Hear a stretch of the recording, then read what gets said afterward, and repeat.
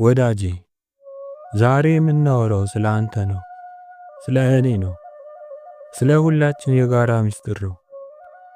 ብዙ ጊዜ በሰው ፊት ስንሆን ቅዱስ እንመስላለን። ልብሳችን ያምራል፣ ንግግራችን ይጣፍጣል። ነገር ግን ብቻችን ስንሆን መብራት ሲጠፋ፣ በር ሲዘጋ በውስጣችን የሚነድ እሳት አለ።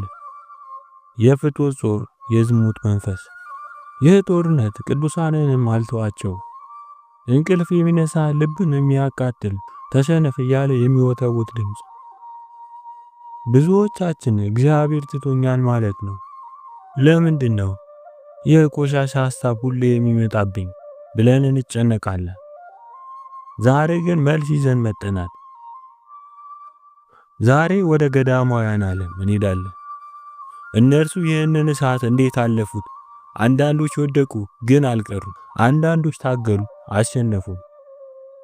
ዛሬ የምንሰማው ታሪክ ስለ ተራ ትግል አይደለም። በመጨረሻው ላይ የምንሰማው የማይጠፋው መብራት ታሪክ ተስፋ የቆረጠውን ማንነትን እንደገና ያለመልመዋል። አብረን እንቆይ።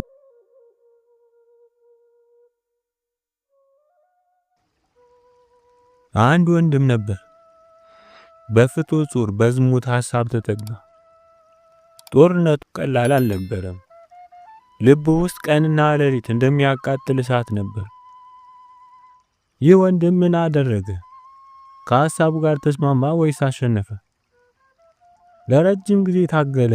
አይሆንም፣ ይህ የኔ ሐሳብ አይደለም እያለ ተከራከረ።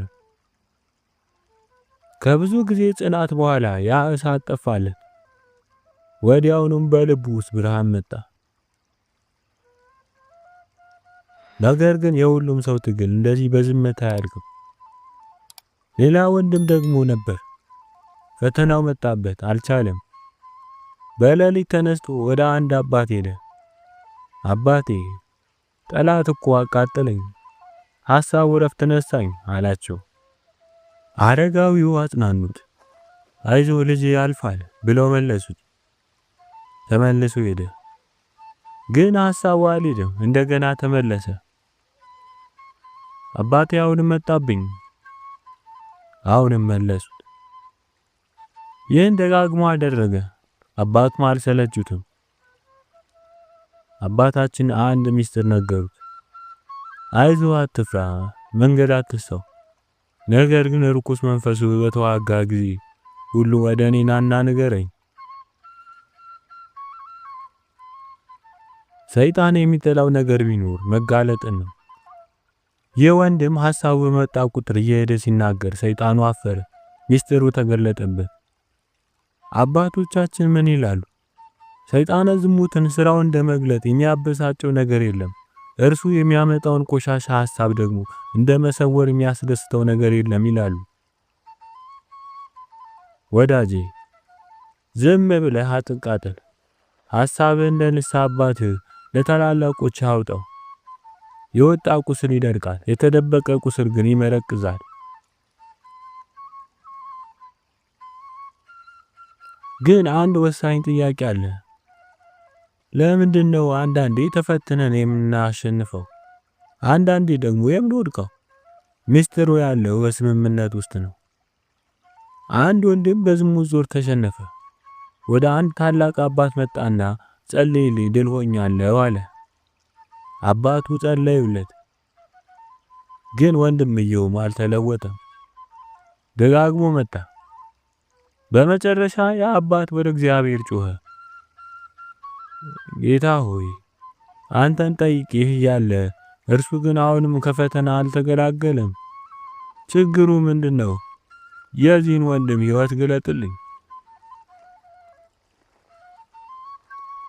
ያን ጊዜ እግዚአብሔር አስደንጋጭ ራእይ ያሳያቸው። ያ ወንድም ተቀምጧል። በአንድ ጎኑ የዝሙት ሰይጣን ተቀምጧል። በሌላ ጎኑ ደግሞ እርሱን ለመርዳት የተላከ ቅዱስ መልአክ ቆሟል። ነገር ግን ወንድምየው ምን እያደረገ ነው? ወደ እግዚአብሔር እየጸለየ አይደለም። በውስጡ ለሚመጣው የዝሙት ሐሳብ ልቡን ከፍቶ እየተዝናና እየተቀበለ ከሐሳቡ ጋር እየተጫወተ ነው። መልአኩ ሊረዳው ይፈልጋል፣ ግን ሰውየው ፈቃዱን ለሰይጣኑ ሰጥቷል። ሰይጣኑ እየሳቀ ነው፣ መልአኩ ደግሞ እያዘነ ነው። አባቱ ይህንን ሲያዩ ችግሩ ከራሱ ከወንድምየው እንደሆነ አወቁ። ጠሩትና እንዲህ አሉት፣ ለሐሳብህ እየተስማማህና ኃይል እየሰጠው ያለው አንተው ራስህ ነህ። አባቶቻችን ለዚህ ታላቅ ምሳሌ ይሰጡናል። የፍትወት ሐሳብ ልክ እንደ ምግብ ሽታ ነው። በምግብ ቤት ደጃፍ ስታልፍ ጥብስ ይሸታል። ሽታው ያንተ አይደለም፣ ከአፍንጫ ውጪ ነው። በሽታው ተደስተ እስቲ ገብቼ ልብላ ካልክ ወደ ተግባር ገባ። ነገር ግን ይሽተት እኔ ግን መንገዴን እንቀጥላለሁ ብለህ ካለፍ ሽታው ብቻውን ይቀራል። ክፉ ሐሳብ ሲመጣ እንደዚሁ አድርግ። ሽታውን አትቀበለው፣ አትደሰትበት። የእግዚአብሔር ልጅ ኢየሱስ ክርስቶስ ሆይ እርዳኝ ብለህ መንገድህን ቀጥል።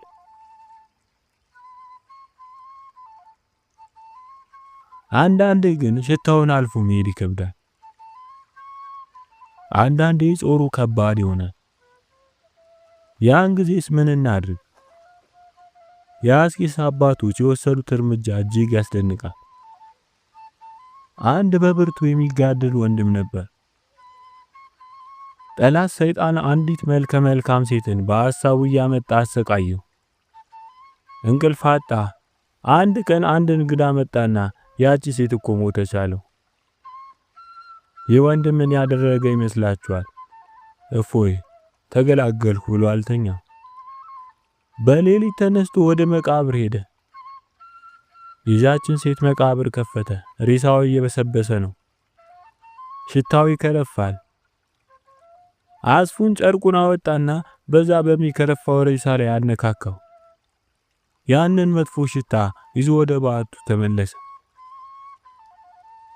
የዝሙት ሐሳብ ሲመጣበት ያንን የሚገማ ጨርቅ አፍንጫው ላይ ይዝና ለራሱ እንዲህ ይለዋል፣ የተመኘው ይኸውልህ አለልህ፣ ተደሰትበት። የምትመኘው ይህንን ትልና ግማት ነው። የተነሳበት ጾር እስኪጠፋለት ድረስ በዛ መጥፎ ሽታ ራሱን ይገስጽ ነበር። ይህ ላንተ ከባድ ሊሆን ይችላል፣ ግን መልእክቱ ግልጽ ነው። ውበቱ ውሸት ነው፣ መጨረሻው ሬሳ ነው። አንድ ወንድም አባቱን ሐሳቡ አሰቃየኝ ምን ላድርግ አላቸው። እሱም እናት ልጇን ጡት ማስጣል ስትፈልግ ጡቷን መሬት መራራ ነገር ትቀባዋለች። አንተም ለዚህ ርኩስ ሐሳብ መራራ ሬት ተጠቀም።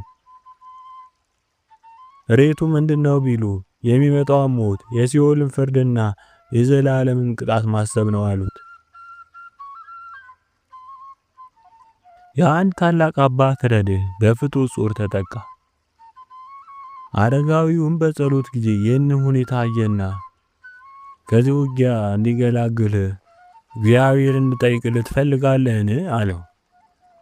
ያ ወንድም አባ እየተሰቃየው እንደሆነ ግልጽ ነው።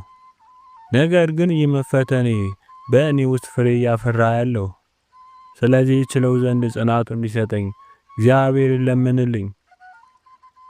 አባቱም አንተ በፍጹምነት እንደበለጥከኝ ዛሬ ተገነዘብ አለው።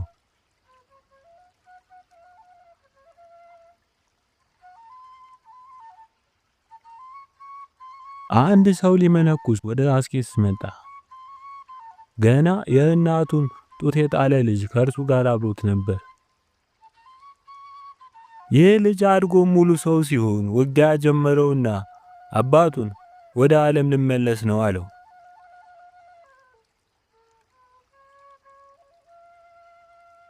አባቱም ደጋግሞ ቢያበረታታውም ቢያጽናናው አባ ከዚህ በላይ ምንም ለማድረግ አልችልም ልሂድ አለው።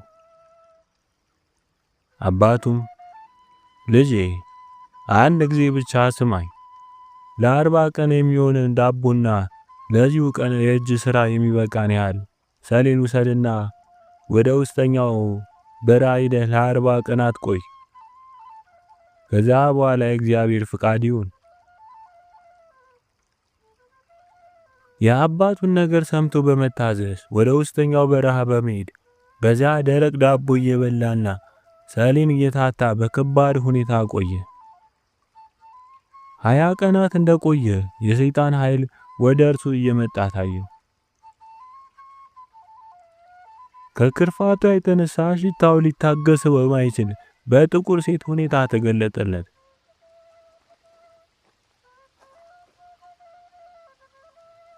ከክርፋቷም የተነሳ ከእርሱ አርቆ ወደዚያ እልፍ አደረጋት።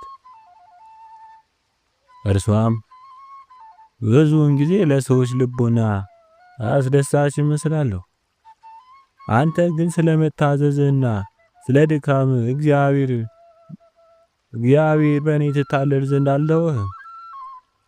ስለሆነ አስጠልታነቴና መጥፎ ሽታዬን ገልጦልሃል። በዚህ ጊዜ የተነሳና እግዚአብሔርን እያመሰገነ ወደ አባቱ ተመለሰ። አባ፣ ከእንግዲህ ፈጽሞ ወደ ዓለም መመለስ አልፈልግም። የሰይጣን ዝሙትን፣ ኃይሉን፣ ክርፋቱንና አስጸያፊነቱን አይቻለሁና።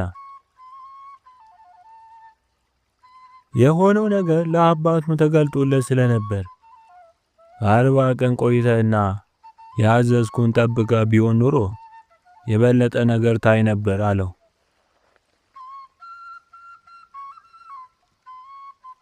አንድ ወንድም በዝሙት ሰይጣን በከባድ ሁኔታ ተፈተነ። 4 አጋንንት በጣም ቆንጆ በሆነ ሴት አምሳል ተገልጠው እርሱን በሐሳቡ ተራክቦ ወደ ማሰብ ህሊናውን ለማውረድና ለመጣል 40 ቀናት አጽንተው ተዋጉ። እርሱ ግን በርትቶ ተዋጋ፣ ድልም አልሆነም። እግዚአብሔርም ጽናቱንና ቆራጥነቱን አይቶ ከዚያ ወዲያ የዝሙት ጦር እንዳይፈትነው አደረገው።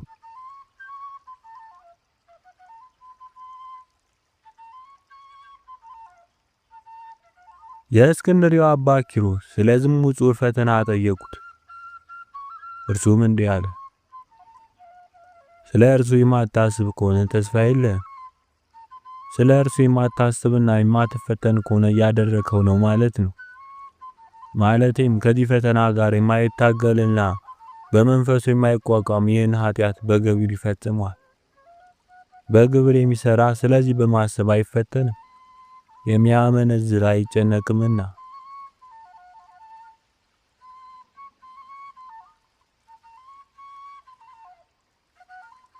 አንድ ቀን አንድ ወንድም አንድን አረጋዊ ሊጠይቀው መጣና ወንድሜ እዚህና እዚያን ያላደከመኝ ተቸገሩ አለው።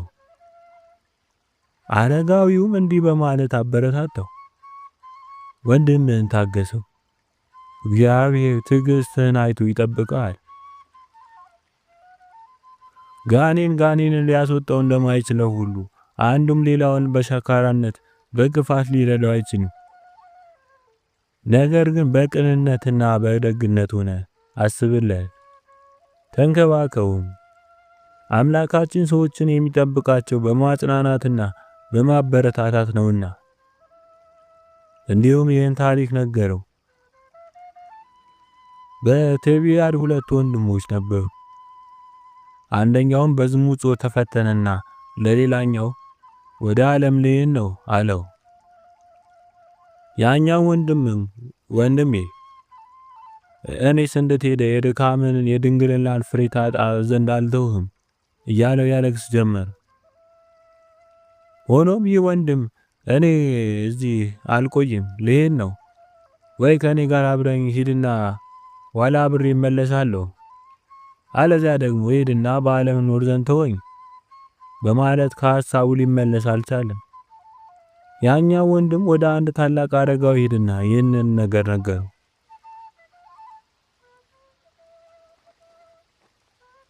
አረጋዊውም እንዲህ አለው፣ አብረኸው ሂድ። አንተ እየተቀበልከው ካለው ድካም የተነሳ እግዚአብሔር ወንድምህን በፈተናው እንዲወድቅ አይተወውም። ያ ወንድም አብሮት ተነሳና ወደ ዓለም ለመመለስ ጉዞ ጀመሩ። ነገር ግን ገና ወደ መንደር ይጠጉ ሲሉ እግዚአብሔር የዚህን ወንድም ድካምና ትዕግስት አይቶ ፈተናውን ከወንድሙ አራቀለት። እርሱም ወንድሜ ወደ በረሃችን እንመለስ፣ በኃጢአት ከመኖር ምንም ጥቅም እንደማላገኝበት ተገንዝቤያለሁና ሁለቱንም ምንም ጉዳት ሳያገኛቸው ወደ በዓታቸው በሰላም ተመለሱ።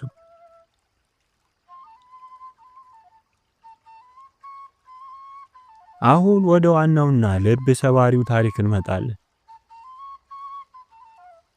ሰይጣን ሁሌም በዝሙት ብቻ አይመጣም። አንዳንዴ በመልካም ሐሳብ መጥቶ ወደ ዝሙት ይጠለናል። በአንቲኖ አካባቢ አንድ ስመጥር ባህታዊ ነበር። ቅዱስ ነው፣ ብዙዎችን ይመክራል። ሰይጣን ቀናበት፣ ሊጥለው ፈለገ። ግን በቀጥታ በሴት አልመጣበትም። በጣም ረቂቅ በሆነ ምክር መጣበት። በሐሳቡ እንዲህ አለው፣ አንተ እኮ ትልቅ ሰው ነህ። ሰው እየረዳ ስላልሆነ በሌሎች መረዳት የለብህም። በል ሂድና የሰራውን ቅርጫ ሽጠህ ራስን ችለህ ተመለስ። ለማንም ሸክም አትሁን። ይህ ሐሳብ ትክክል ይመስላል። ራስን መቻል እኮ ጥሩ ነው። ነገር ግን ከጀርባው ትዕቢት አለ። ከገዳም ማስወጣት አለ። ባህታዊ ተታለለ። እውነት ነው አለና ወጣ። ከዓመታት በኋላ ያ ታላቅ ባህታዊ የሰይጣንን ተንኮል ስላላወቀ አንድ ሴት አገኘችው።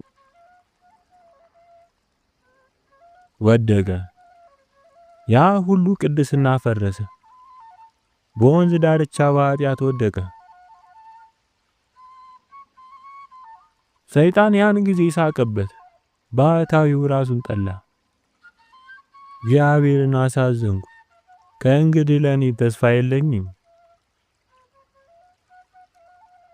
ተስፋ መቁረጥ የሰይጣን ሁለተኛው ጦር ነው። ራሱን ወደ ወንዝ ወርውሮ ሊሞት ፈለገ። ግን የእግዚአብሔር ቸርነት አዳነው። አልሞተም። ወደ ልቡ ተመለሰ። አይ በኃጢአት ላይ ሌላ ኃጢአት አልጨምርም፣ እጄ ንስሐ እገባለሁ አለ። ወደ ገዳሙ ተመለሰ። በዓቱን ዘጋ። እንደ ሞተ ሰው ለራሱ አለቀሰ። ወንድሞች ሲመጡ ተውኝ እኔ ሞቻለሁ፣ ቀኖና ላይ ነኝ እያለ ለ1 ዓመት አለቀሰ። ምግብ የለም፣ መጠጥ የለም፣ እንባ ብቻ። 1 ዓመት ሞላው። የትንሣኤ ዋዜማ ደረሰ። ይህ ባህታዊ አዲስ መብራት ፋኖስ ገዛ። ዘይት ሞላበት፣ በአዲስ መቅረዝም ሸፈነው። ከዚያም በጉልበት ወደቀ። እንዲህ ብሎ አለቀሰ። መሐሪና አዛኝ ጌታ ሆይ፣ ዓለማውያንን የምትቀበል አምላክ እኔን ተቀበለኝ። ጌታ ሆይ አንተን ለማያውቁ እኮ ምሕረት ታደርጋለህ። እኔን ይዘንልኝ። ኃጢአቴ በንስሐ እንደሚሰረይ ባለማመኔ በደሌን አበዛሁ። አሁን ግን በፊት ወድቄአለሁ። ይቅር እንዳልኸኝ ያውቅ ዘንድ ምልክት ስጠኝ። ይቅር ካልከኝ ያዘጋጀሁት መብራት ያለ እሳት በመለኮታዊ ኃይል ይብራልኝ። እንዴት ያለ ጸሎት ነው! እንዴት ያለ እምነት ነው! ሌሊቱን ሙሉ አለቀሰ። ጠዋት ላይ በፍርሃት ተነስቶ የመብራቱን ሽፋን ገለጠው። አልበራም። አሁንም ወደቀ። ወራዳ ነኝ፣ አልተቀበልከኝም እያለ ለመነ። እግዚአብሔር የተሰበረ ልብን አይንቅም። 3 ጊዜ ጸለየ። በሶስተኛው ሲነሳ መብራቱ በራሱ ጊዜ ድምቅ ብሎ በርቶ አገኘ። የማይቻለው ተቻለ። የእግዚአብሔር ምሕረት እንደ ብርሃን ፈነጠቀለት። ያ አባት በደስታ ተሞላ። ጌታ ሆይ ተቀበልከኝ አለ። ያ መብራት በሕይወቱ ዘመን ሁሉ አልጠፋም። ዘይት እየጨመረበት የንስሐው ምልክት፣ የምህረቱ ማረጋገጫ ሆኖ ኖረ። የወደቀው ባህታዊ እንደገና ተነስቶ ለብዙዎች ብርሃን ሆነ።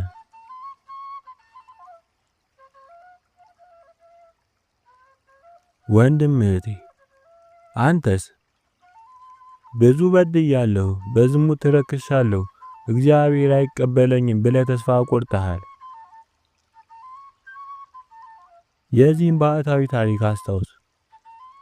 ከወንዝ ዳርቻ ውድቀት ይልቅ የትንሣኤው ምሕረት ይበልጣል። ሰይጣን ውደቅ ሲልህ እግዚአብሔር ተነስ ይልሃል። ሰይጣን ተስፋ ቁረጥ ሲልህ እግዚአብሔር መብራት አለ ይልሃል። ዛሬ ያንተን የጠፋ መብራት ይዘህ ወደ እርሱ ቅረብ። በደልህን አትደብቅ። ለንስሐ አባትህ ተናገር። ከሐሳብህ ጋር አትስማማ።